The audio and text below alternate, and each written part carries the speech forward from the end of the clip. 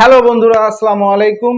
Welcome back to our homeo চ্যানেলটির পক্ষ থেকে আপনাদের সকলকে জানাই আন্তরিক শুভেচ্ছা এবং অভিনন্দন। আমি ডাক্তার এস এম নুরুল আলম, স্বাস্থ্য বিষয়ক পরামর্শ নিয়ে হোমিওয়েডের পক্ষ থেকে আপনাদের জন্য রয়েছি সর্বক্ষণ।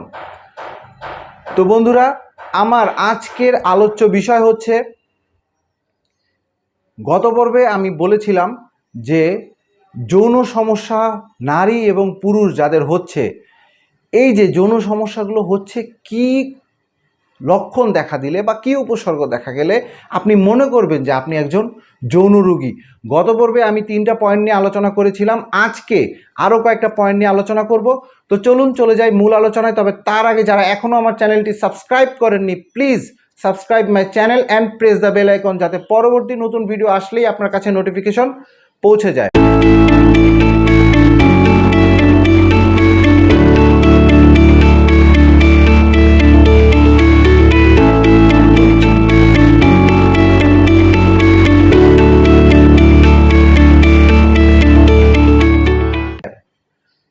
বন্ধুরা আসুন আমরা সবাই মিলে যৌন ডিজিজ মুক্ত বাংলাদেশ গড়ি। এইটা আমাদের স্লোগান হওয়া উচিত। লজ্জা নয়, সচেতনতার প্রয়োজন। আমরা সচেতন নই, আমরা যৌন রোগ নিজের ভিতরে চাপা দিয়ে রাখি। আমরা নিজের পুরুষত্ব দেখানোর জন্য নিজের স্ত্রীর উপর অত্যাচার করি। আমরা নিজেকে বড় মনে করি। আমরা চিন্তা করি যে আমার যৌন রোগে আমি ভুগছি, এটা যদি মানুষ জানতে পারে তাহলে আমাকে পুরুষত্বহীন মনে করবে। আসলে পুরুষত্বহীন যৌন ক্ষমতা দেখানোর মধ্যে নয়, নিজেকে শুধরানোর মধ্যে। আমাদের দেশে মহিলা পুরুষ উভয়ই যৌন রোগে আক্রান্ত হয়, তবে সর্বক্ষেত্রে বেশিরভাগ ক্ষেত্রে দেখা যায় পুরুষরাই এ রোগে বেশি আক্রান্ত হয়। কারণ পুরুষের ভিতরে অনিয়মটা বেশি থাকে, মহিলাদের ভিতরে এই অনিয়মের মাত্রা কম থাকে বিধায় তারা যৌন রোগে কম আক্রান্ত হয়। এবং মহিলারা সর্বক্ষেত্রেই, বিশেষ করে সেক্সুয়াল ব্যাপারে, তারা কিন্তু পুরুষের থেকে অনেক বেশি নিজেকে কন্ট্রোল করতে পারে, রিজার্ভ রাখতে পারে।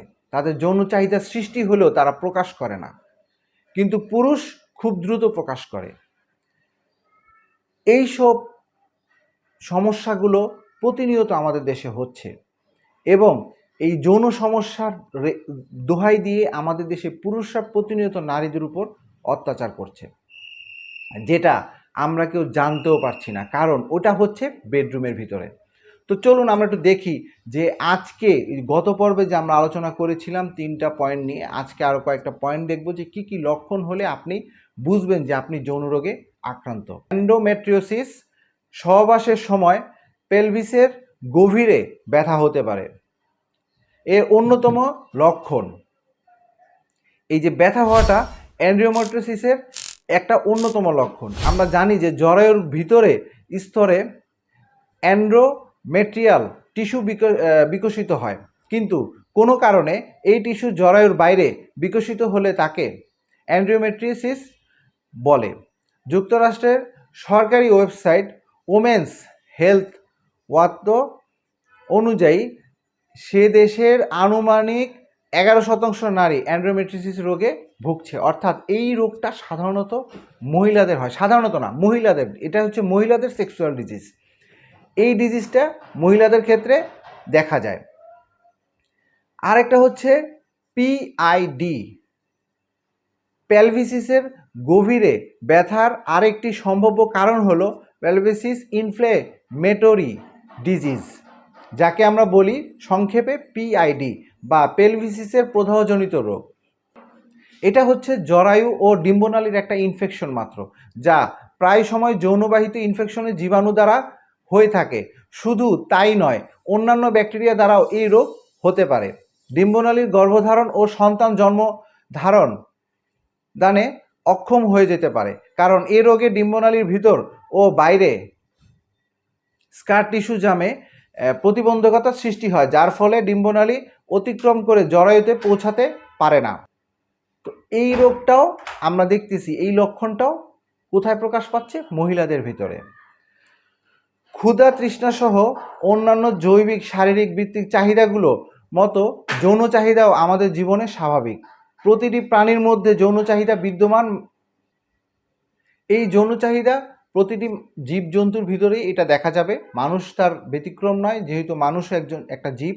তো এই যে প্রাণী জগতে এই যৌন চাহিদা রয়েছে, তো এখানে সমস্যাও রয়েছে।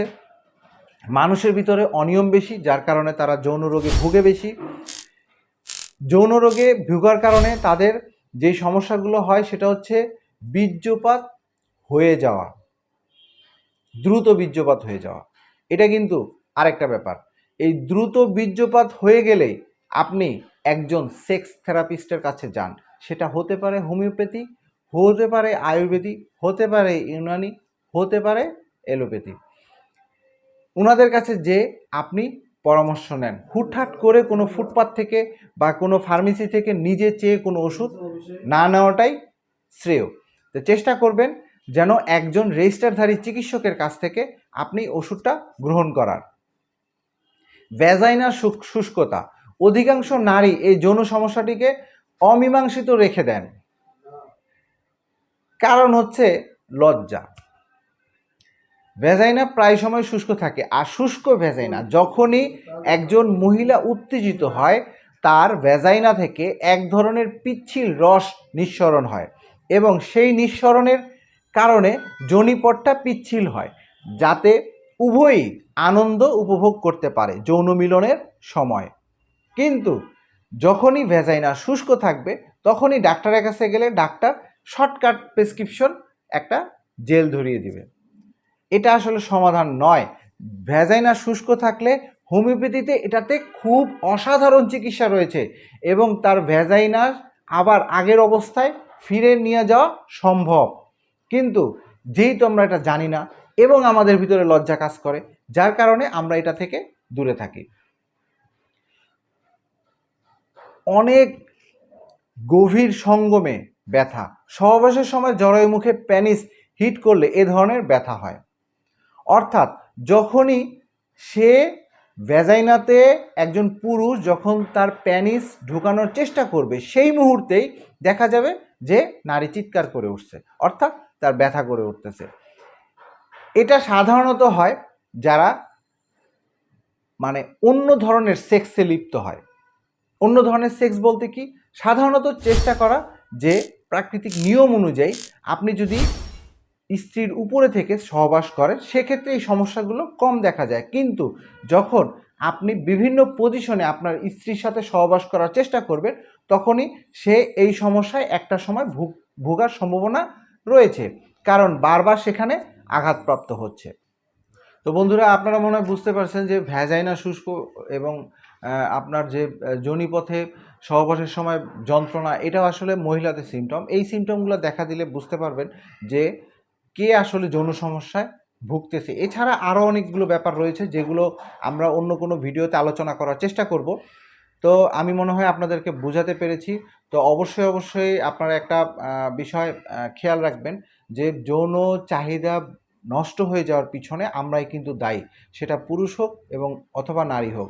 আমরা যেটা করি সেটা হচ্ছে প্রতিনিয়ত মাস্টারবেশন করি। মাস্টারবেশন বলতে আমরা শুধুমাত্র বুঝি যে পুরুষই যেন মাস্টারবেশন করে, কিন্তু না, আসলে মাস্টারবেশন নারী পুরুষ উভয়ই করে বিভিন্ন পদ্ধতিতে।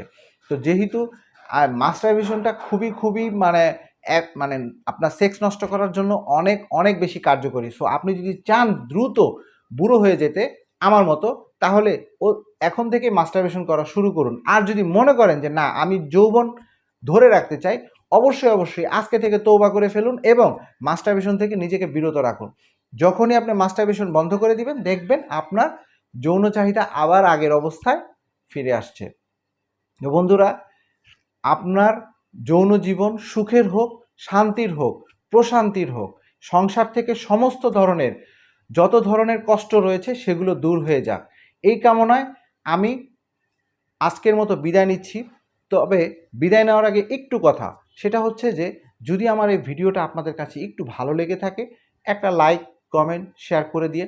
কোনো প্রশ্ন যদি থাকে তাও একটা কমেন্ট করেন এবং আপনার শেয়ারের মাধ্যমে আপনার বন্ধুদেরকে জানার সুযোগ করে দিয়েন, কারণ এগুলো তথ্যবহুল ভিডিও। আমরা বিভিন্ন জায়গা থেকে এগুলো আমরা সংগ্রহ করে আপনাদের সামনে উপস্থাপন করি এবং আমাদের চিকিৎসা পদ্ধতিতে কিভাবে এগুলো চিকিৎসা দেই এই বিষয়গুলো আমরা আলোচনা করি। ধাপে ধাপে আমরা জানানোর চেষ্টা করব আরও নতুন নতুন তথ্য, এবং যৌন রোগের কী কী ওষুধ রয়েছে সেই ওষুধগুলো নিয়েও আমরা পর্যালোচনা করব, আপনাদের সাথে উপস্থাপন করার চেষ্টা করব, যাতে আপনারা কোনো ধরনের চিকিৎসকের কাছে যে কোনো ধরনের প্রতারণার শিকার না হন। তো আজকের মতো বিদায় নিচ্ছি। ভালো থাকবেন, সুস্থ থাকবেন, হোমিওর পাশে থাকবেন। আসসালামু আলাইকুম।